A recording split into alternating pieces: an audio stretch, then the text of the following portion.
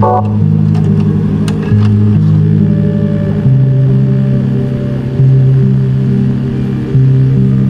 well known by now that Five Nights at Freddy's has inspired a lot of media on the internet. Like a lot of people, YouTubers playing Five Nights at Freddy's was the only reason why I figured out about it in the first place. Thousands of developers have been inspired by it to even make their own games. But today we're gonna get into one of my favorite pieces of FNAF related content ever.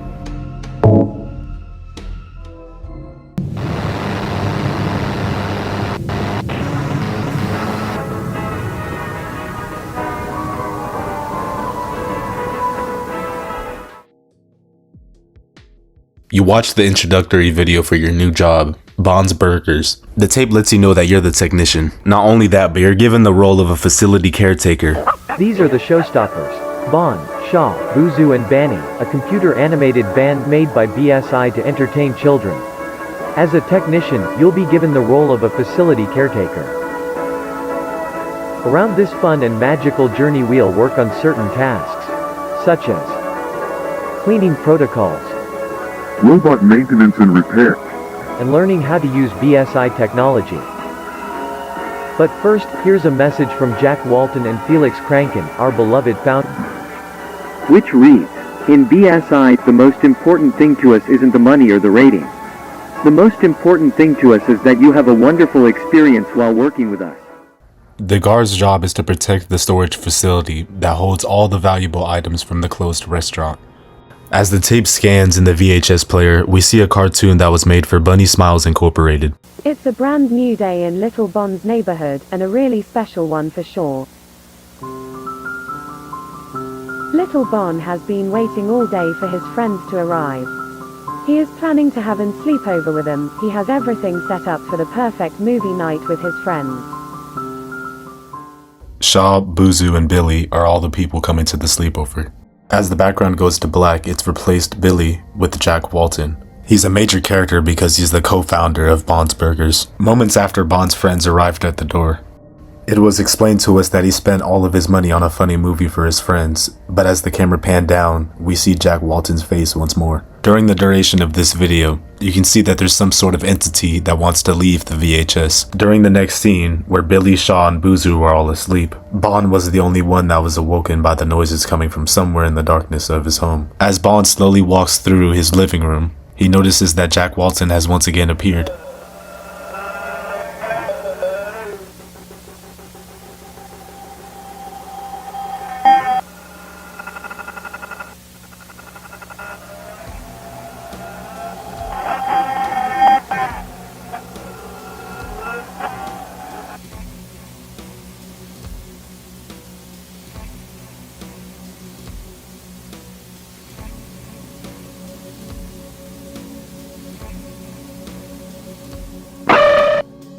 The next tape began with a character named Brian Stells, the new facility caretaker for Bunny Smiles Incorporated. He's recording due to the fact that the company required him to do so, as an archive for his work history. Brian was driving for 20 minutes before he ended up finding the facility.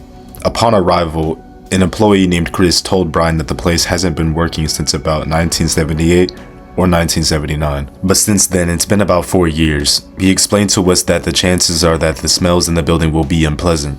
Brian's camera pans to the pictures on the wall that seems to show the Walton family and those associated with them. Brian found Bond and was ready to use diagnosis control to check out the head and mouth.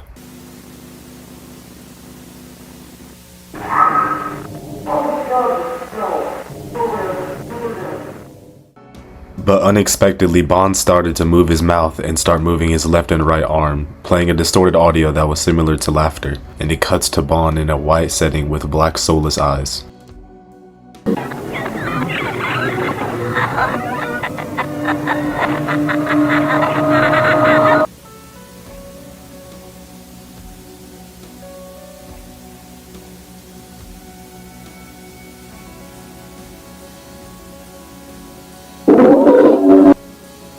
The video cut back to Brian as he ran away through the forest. Bond was trying to identify Brian as Sophie, but the tracking system was faulty.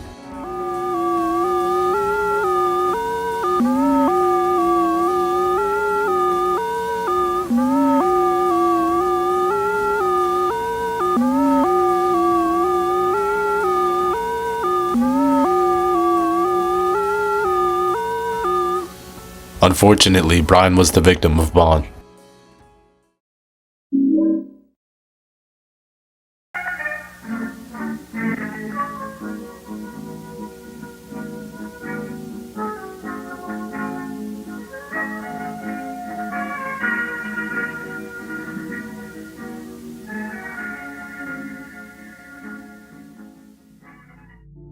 The next tape begins with the tape informing the viewer about the future of the brand of Bond's Burgers and the Bunny Smiles company. It is said that they've created a backup plan that they're finally being able to use after the closure of Bond's Burgers, presenting the Relocate project. After the success of the merchandise, books, movies, and their TV show, co-founder Felix Kranken had the idea of restoring and reprogramming the animatronics that were from Bond's Burgers. Getting into the reprogramming phase for Banny, it was made in 1974. It showcases the pre-relocate feature, informing us that it still required checking due to the fact that the reprogramming could have affected the feature. Annoyed, bored, surprised, looking for customers is the emotions shown. As it fades to black, it shows a human face. It's Susan Woodings. She was stuffed into the animatronic after she was murdered, and was the original technician and builder of the Banny animatronic. But it's unsuccessful. The rabbit keeps trying to find a way out, or at least catch the owner's attention. The mighty rabbit must get out. The mighty rabbit needs to get out. The mighty rabbit needs to get out. The mighty rabbit needs to get out. The mighty rabbit needs to get out. The rabbit is starving. The rabbit is starving. This haunting scene is basically a metaphor for the fact that Susan, no matter how desperate her attempts are, cannot leave the animatronic body. The starving implies the fact that Susan must have suffered a slow and painful death. Next we get into the technical support, where it focuses on the area tour and the orientation of the inside of K9, the Bunny Smiles storage facility, giving the viewer a rundown of what to expect as the facility caretaker. You'd obviously would need the equipment for the job, and to always make sure to wear your given uniform. After arriving to the storage facility, you would need to pack all the items that you need. Keeping track of the rooms you enter is important in the facility due to the fact that you could get lost there easily. In the 3 doors, the first one showcases the cleaning supplies, the second one contains prizes and merch that was available in the Bond's Burgers restaurant. The third one seems to be a backup stage that has the theme of Shaw the sheep. Rosemary Walton, the wife of Jack Walton, was last seen around 1982 in the morning of July 19th. This was the last confirmed time that Rosemary was seen alive. And around 2 to 3 a.m., Rosemary would go to Bond's Burgers and somehow she ended up getting inside. In her sleepless nights, she would hope that her husband would reappear after being missing for weeks, but no response. The day she got inside of Bond's Burgers, she heard a voice that was calling to her. After she was lured, she ended up getting murdered by Bond. After her passing, she ended up possessing the animatronic, Shaw. The following footage was recorded during July 1978. From the 12th through the 14th, 3 Bunny Smiles technicians volunteered to stay 3 days inside of the storage facility for the purpose of reprogramming the animatronics in order to execute the Relocate project. No, but the place itself was open during a short period of time, in which certain number of cases occurred around the area. Damn. Huh. Yeah. And there were complaints from people that lived near the restaurant about the place playing music during midnight, like 2 or 3 in the morning, along with the lights on, which was weird, because back then the company didn't really worry about hiring night guards. But yeah, the place closed after people reported hearing the screams of an adult woman inside of the restaurant. Jeez. So yeah. Some hours after that specific case was reported, residents decided to close the stores, probably because authorities needed to check the place or something. What's weird about this is that the last day Bond's was open, they only let like 1 or 2 families in. And they mentioned later that the animatronics, like the entertainers, were completely absent and the curtains were closed. Well, that's odd. Fuck. This forest reminds me of the movie, the Texas Chainsaw Massacre, I think.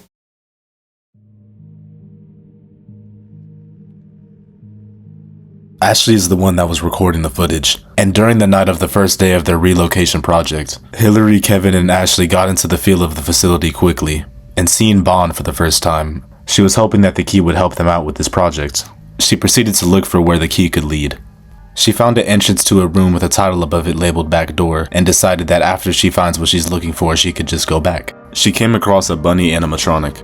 as well as Billy the Clown, and there also was a cassette tape. I don't really know why this dude has a cassette player thing installed, but my guess is that it's used for birthday parties, like, you know, play a customized tape or something? I don't know. But we're about to find out.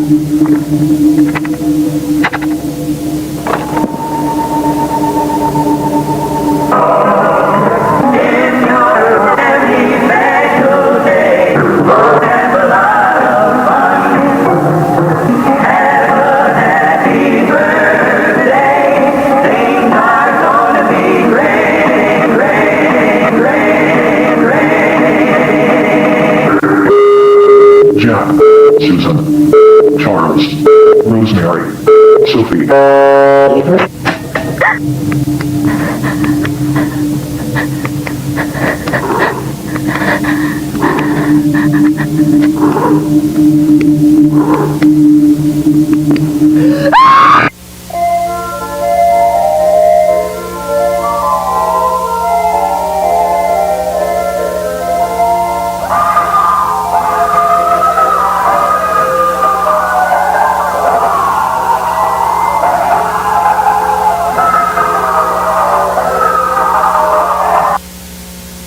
Hello, I'm Billy, the funny moody clown.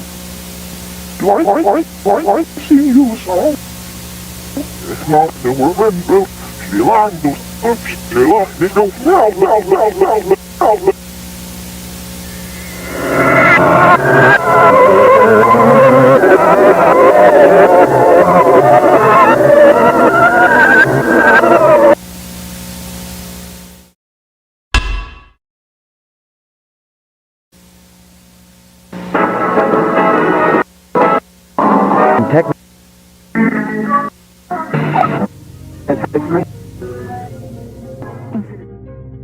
The Walten Files 30 Bunny Farm is the longest video in the series so far. Starting from October 15th, 1982, a beta test for the Bunny Smiles game, Sophie Walton's friend Jenny introduces her to the game. Starting off with the save file, the game began with the first cutscene. Benny talks about the annual fruit festival. She's the most energetic in the group. As per usual, you can expect this video game to have several glitches. Pete the Hippo introduces the offer of help if they can help her on the farm. Sophie learns from Jenny how to interact and move around. Jenny nails in the fact that this game is unfinished. She also clarified to Sophie that this game has freaky glitches to it. Brian was the topic of discussion. The only thing Jenny really knows about him is he was lost in the forest. Ashley was also brought up, but they're kind of iffy about if she was still in the facility, which her remains are, but they don't know that. Since Jenny had an essay, she ended up leaving. Sophie looks throughout the diner and finds multiple photos. Each of them look realistic, but pixelated at the same time. Bond decided to head to the basement for party hats. The room is very weird for a basement. The walls are purple, but there's an unimportant minigame that doesn't really have much to do with the story, until a weird face is shown. This is Ashley, the one that possesses Billy the Clown. After she was murdered, her spirit was stuffed into the animatronic. Bond was the one who inflicted this on her. Jenny returned, and Sophie was explaining that the game was trying to tell her something. Jenny jokes about if Sophie thinks that the game is haunted. The file was corrupted in the Bunny Smiles game. Sophie decided to dig deeper and find out how badly this game is corrupted. Holly the horse was introduced and lets them know not to open the cage and to make sure the pigs don't get out as well. Bandy ended up opening it on purpose due to her personality, but she didn't really mean any harm, she just thought it would be funny. After Sophie completes some puzzles, she came across a very dark room that just teleported her back to where she came. Another puzzle was found where she has to put all the pieces into the correct places.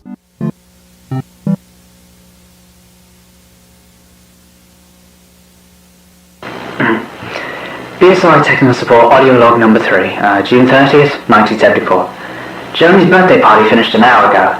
I decided to stay and help the employees clean the place. This week has been strange, especially because of the opening. I find it weird that they opened the place even though Mr. Wharton disappeared a few weeks ago. I hope he's doing alright. Rosemary came in today and asked if we'd seen him around. I'm pretty worried about it. Felix seems very concerned and worried too. Anyway, the birthday party, yes. Everything went according to plan. This was the first birthday party in the restaurant, and I feel it turned out pretty well. I noticed a few irregularities in the stage and in the audio animatronics. As the engineer and the person who basically built the animatronics to begin with, it was easier to notice these, especially in Bond. Something felt off. The limbs weren't moving properly. They looked stiff and odd, mainly in his right arm. It took a few more minutes to take him to the backstage, just to make sure everything's okay. I'm the only one left.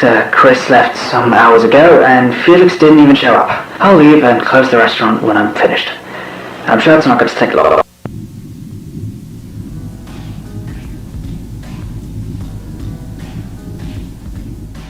Sophie sat in silence as a very disturbing part of this game played. This wasn't anything like what's happened so far. Susan Woodings was trying to communicate to her through the game. She was trapped inside of the Banny animatronic and desperately tries to unravel the truth to her. In my own personal opinion, I think that this video is the most interesting so far. The way that the storytelling works throughout it is very thought-provoking, and the overall voice acting really nails in the idea that the creator is going for. Buzu introduces us into the Memorize minigame, which is pretty tame at first. There's a Spot the Difference minigame as well, until Charlie Brooke was shown here. He used to be the computer supervisor, the second victim of Bond. Susan was the first. Rosemary was the third. Ashley was the fourth. Fifth was Brian Stills. In a hide-and-seek minigame, Rosemary was intensely haunting this game trying to speak to Sophie, and Sophie more and more realizes that this isn't just a game anymore, and it's way more about the victim's souls trying to communicate the ways that they died to her.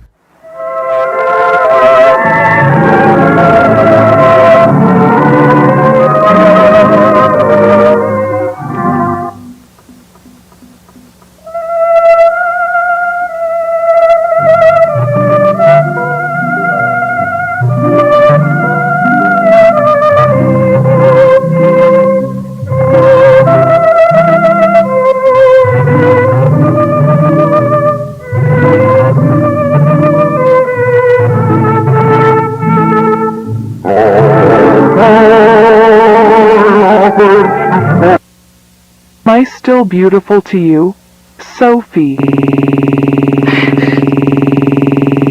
I know you. Found you.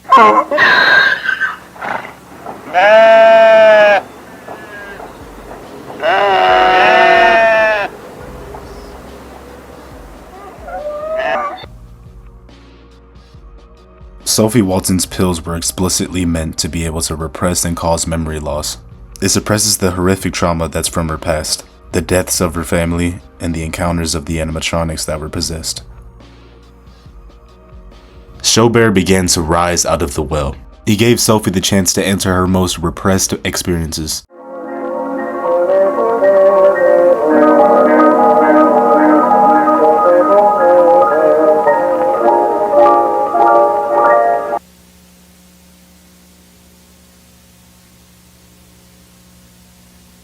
Come one and come all, welcome to my magic fountain of memories.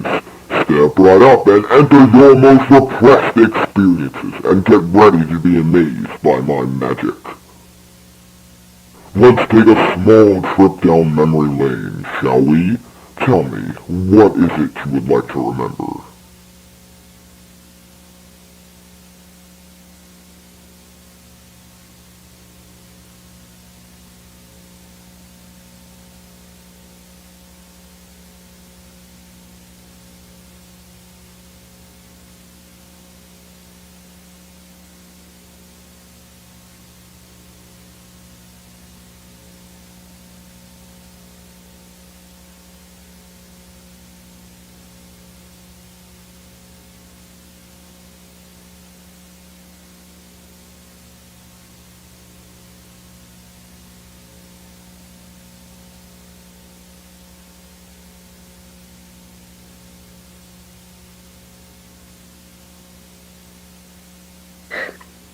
Here goes nothing.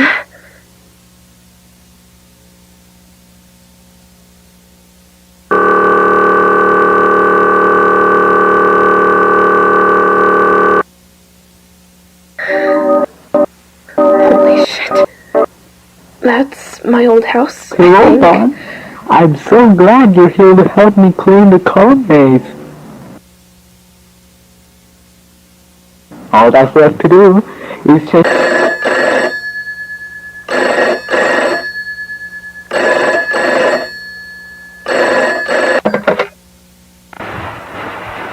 Hello? Felix. Jeff, what is it? Listen, I was wondering if you could do me and Rose a small favor tonight. I don't know, Jack. Today's been it's about Ed and Molly. They have a school event tonight, a school party, and they have no one to pick them up. I need to stay at the workshop to finish the paperwork, and Rose is taking Sophie to the dentist. We were wondering if you could pick them up for the event and take them home later. Tonight? Yeah, if it's possible, of course. Sure, I can do that. Really? Yeah, sure. Oh, thanks a lot, man. You're lifesaver, Felix. It's nothing. Alright, so I'll pick them up at 5 and get them home at 9. Rose should be home by then. If she's not, you call me. Got it? Got it. I remember this conversation.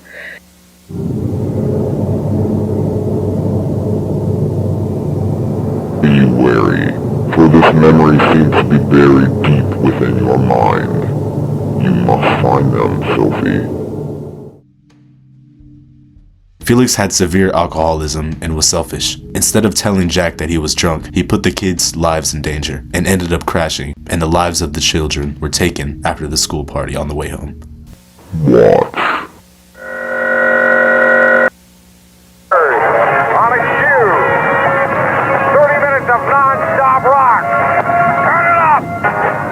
You come on like a dream. How much is left till we get home? Not much. Just kind of lost, I think.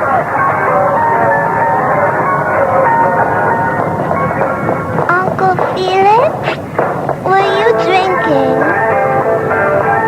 M-Y-Q. Our teacher says drinking is not right. No, I'm just feeling dizzy. It's not that big of a deal, alright? Number date 531. Flowers 522-4343. I got a zap coming up. Rolling. I want to go home. Molly, we're almost there. Don't you think you're driving too fast? Listen, I'm just trying to get you to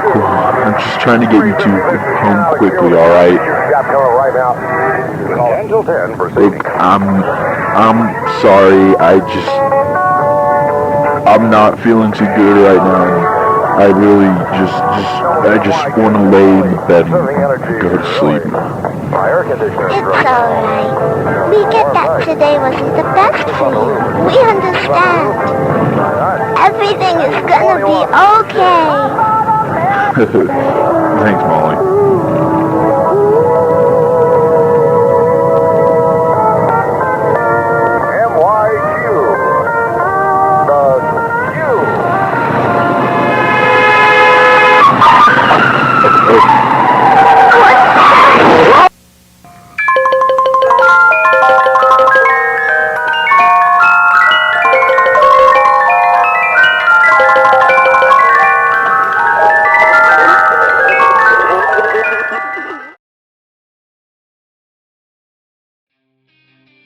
After the lives of the Walton children were taken, their souls were attached to Rocket, since the plushie was left at the exact area that they were buried.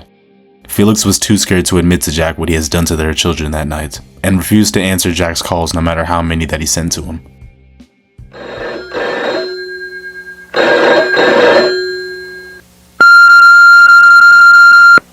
You have 25 new messages.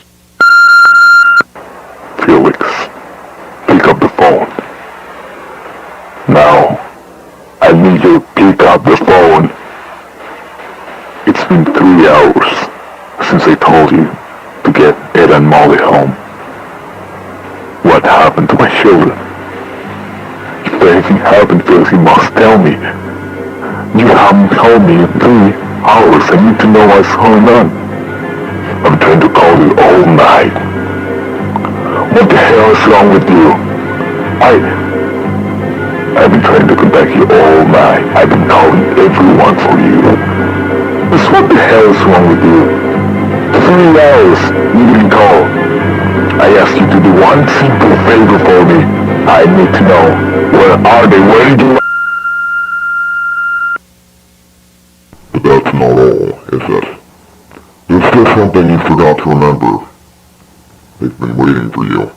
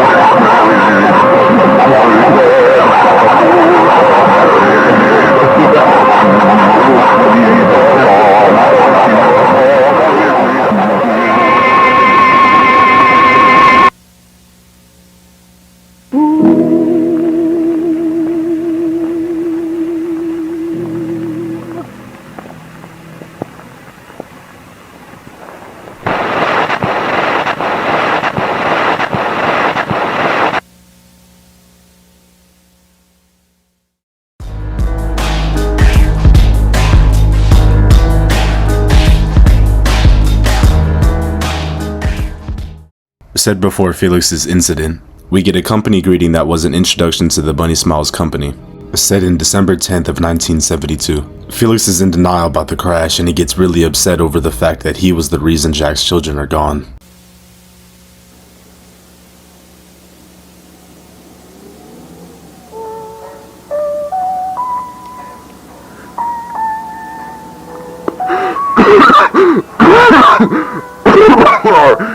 Alright, it's... yeah. Messed up.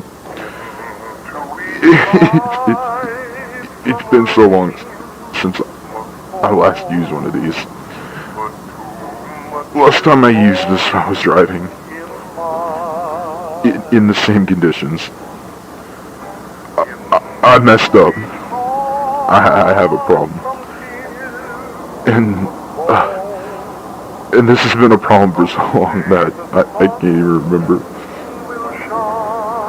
The first time I got drunk, I don't remember most stuff.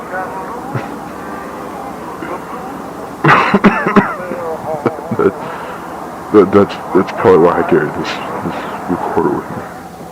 So, that's probably why I'm recording this in the first place. Because I know I'll wake up tomorrow and I'll think this was all just a nightmare. That Molly are okay.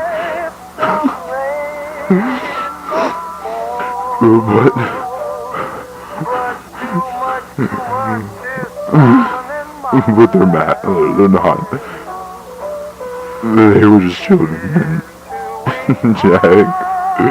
Oh God, what am I gonna tell Jack? He would be devastated. That's why I buried him. Just the idea of Jack seeing what happened to him. Jack's been the best friend I've ever had. I'd never do that to him. That's when the accident occurred. I just and I buried them in the forest. St. Juana's forest, the forest next to the road. The road in which the accident occurred. I can't remember where I buried them.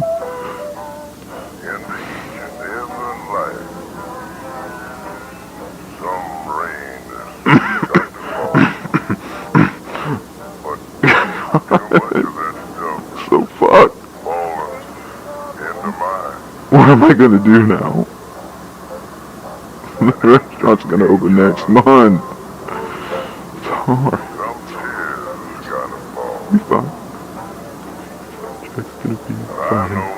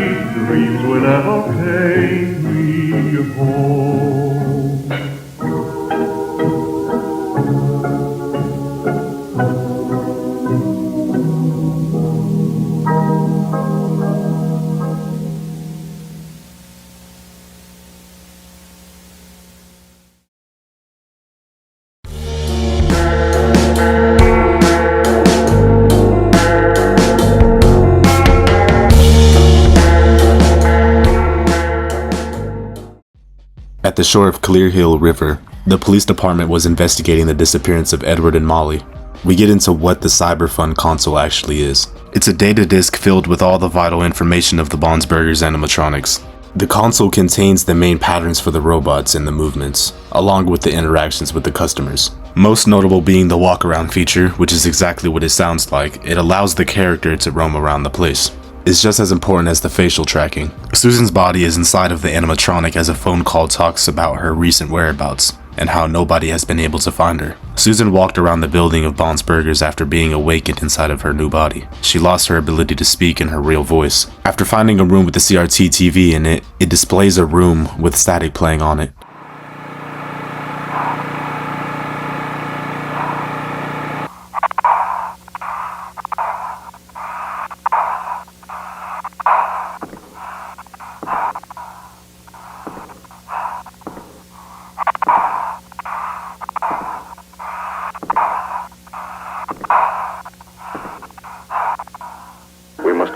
Into the forest. Hurry, follow me.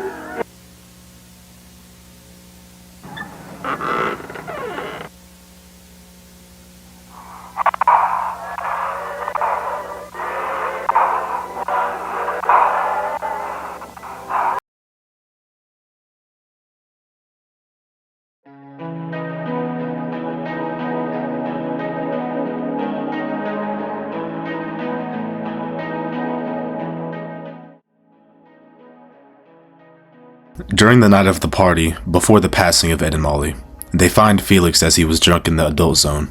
The showstoppers performed, and after knowing what we do know about the animatronics, it's quite ominous. For the time being, we don't know if their souls will ever escape the animatronics, and after all the context of the story that we know so far, it's quite ominous to watch them perform. Cybertelly informs us on how the animatronics were created. For concept art, Rosemary Walton was the artist who was in charge of the final designs of the characters. Susan Woodings was the technical engineer. She explained that they had given them the ability to walk around and to be around the audience. The console is what gives them the lifelike features that they have inside, even before the ghost possessing them took place. Susan and Charles are looking through the movement of the animatronics, programming them to make sure that none of them bump into any tables or people. Susan and Charles are looking through the movement of the animatronics, programming them to make sure that none of them bump into any tables or people. Banny ended up knocking into the table. They don't know where Jack Walton was. Susan and Charles know that it's obvious that the co-workers there know about Felix's drinking addiction. What does that mean? That's what I heard, man. He was drunk while driving the car? Lower your voice, alright? Look, do you know what down some weeks ago? They didn't tell us? It was private, Charles. Only the family were there. Fuck. How's Jack holding up?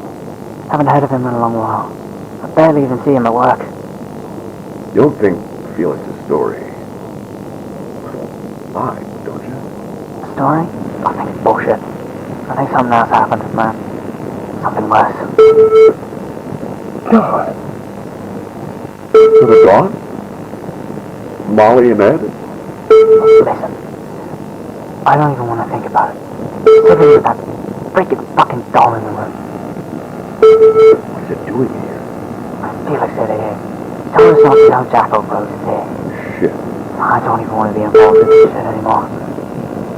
Alright, let's just try the same way. It's fucked up. I don't even want to. Same.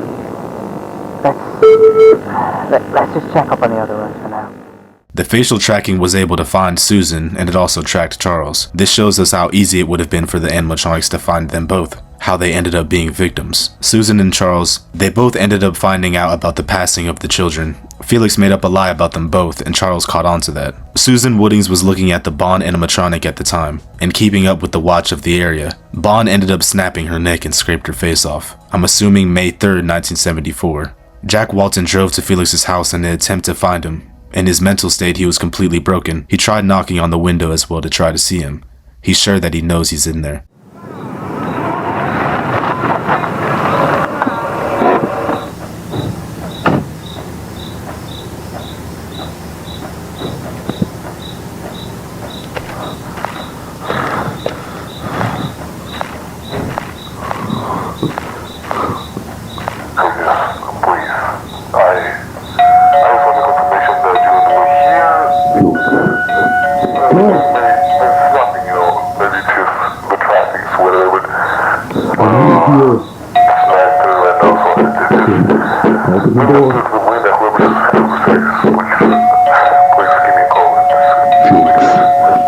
Felix! Open up! Open the fucking door!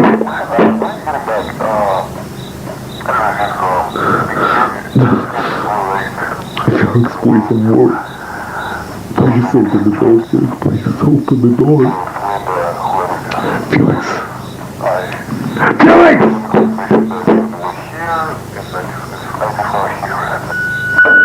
Hey, what's the deal, Felix? Come on, Wood. I told you 9 p.m. I told you 9 p.m. Please. I've called this crew, and I'm not just telling you that. I know you're here. If this is some prank you're trying to pull, I don't find it funny, so please. Don't make me drive over there, Felix. Felix, if you do anything to those kids, I'll fucking kill you. If you remember this story, this is the... Felix was still in a state of uneasiness, likely hungover the morning after. He took the children's plushie and backpack as he was covered in blood, and walks to the cliff with the belongings, throwing the backpack into the river along with the shoes. Felix contemplated ending his life by jumping into the water, but backed out due to his fear, and due to the guilt. He also didn't throw away the rocket plushie. Bond was still putting Susan into the animatronic. Molly was talking to Ed in what seems like the afterlife, or in other words, where the souls are trapped in Wonderland, about how she didn't deserve to be hurt so much. Bond had his control of Wonderland and knows all about Susan. He was her introduction to her new life, granting her a new one after her passing. telling her about how her soul needs to be tethered to a vessel.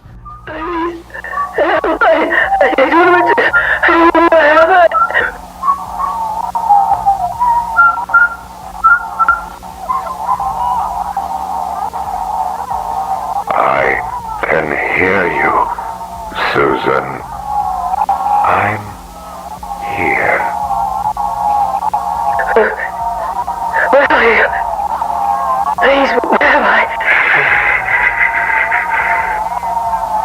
Don't you worry. You're in safe hands, Susan. Welcome to Wonderland. Your new home. Isn't it beautiful? Am I dead? No.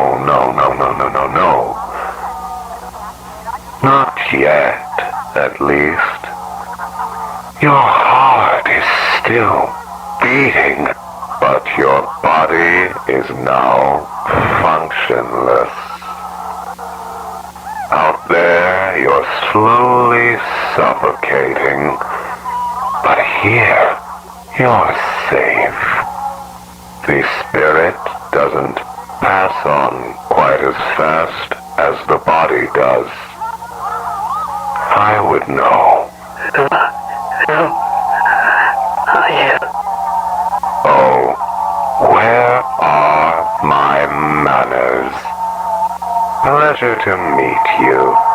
My name is Bond, and you're Susan. Bond's gift to her was the Banny animatronic body. It's devastating what happened to the characters, but at least Ed and Molly have each other, right?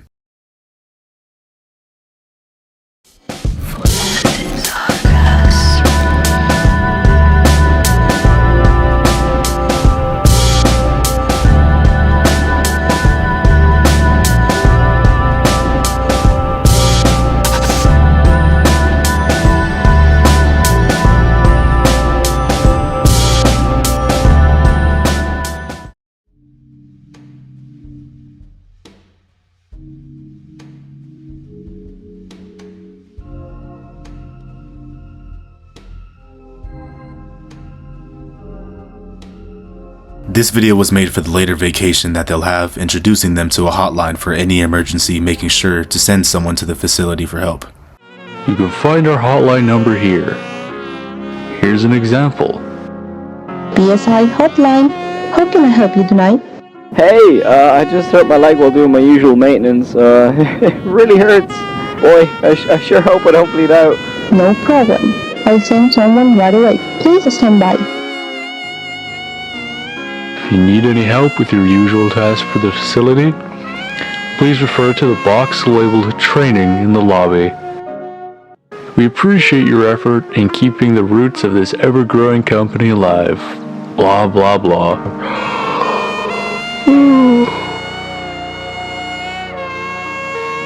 Stay safe and take care while you caretake. Obviously, the narrator doesn't seem to take any of this seriously. Hopefully after what happens, he'll take notice to it. But by the time he and the hotline members take notice to it, it would already be too late.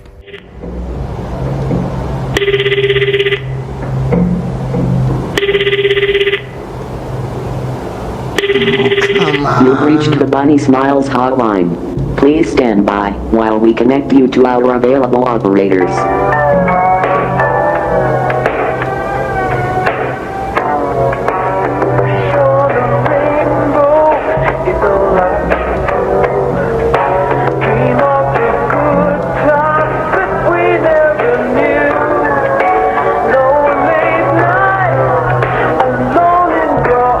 David, what's up? Hey, man. Working hard or hardly working?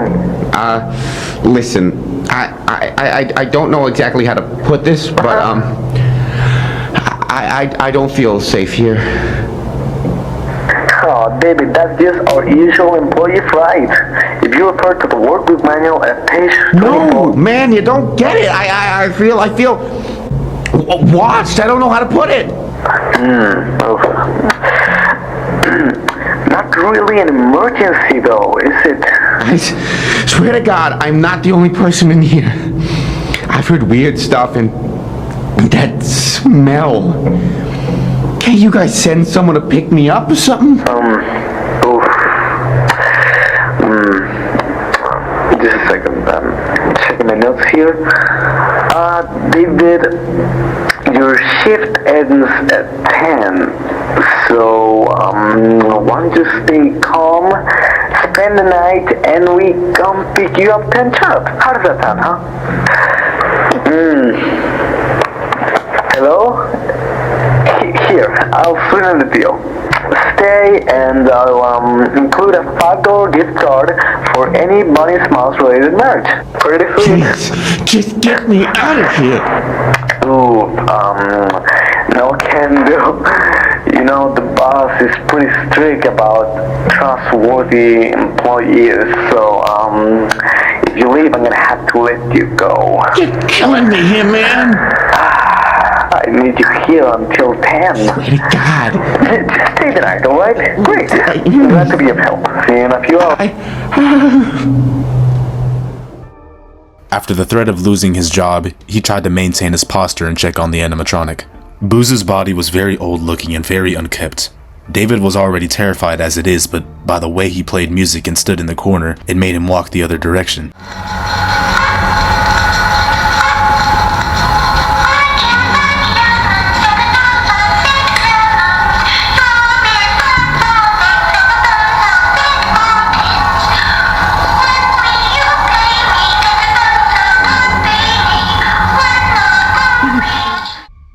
After moving to the next room, David decided to pull his camera out so that he could at least have some evidence of what he's seen tonight. Bond and his spirit found him.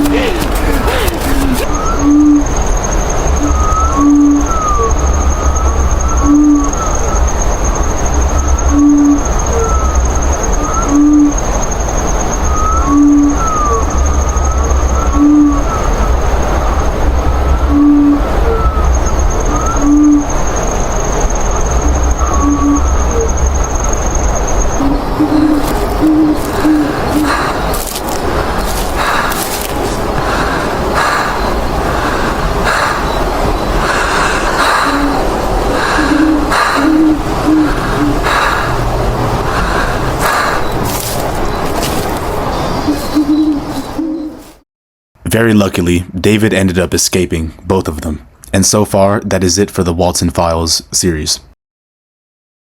Before I end this video, I wanted to say thank you to Mevka and Stained Tomatoes for helping me out with this video. Mevka is the one who drew the thumbnail for me for this one, and Stained Tomatoes is the one who drew my profile picture for YouTube. I hope you guys enjoyed. I tried to make something as entertaining as I could for you, and I'll see you guys next time.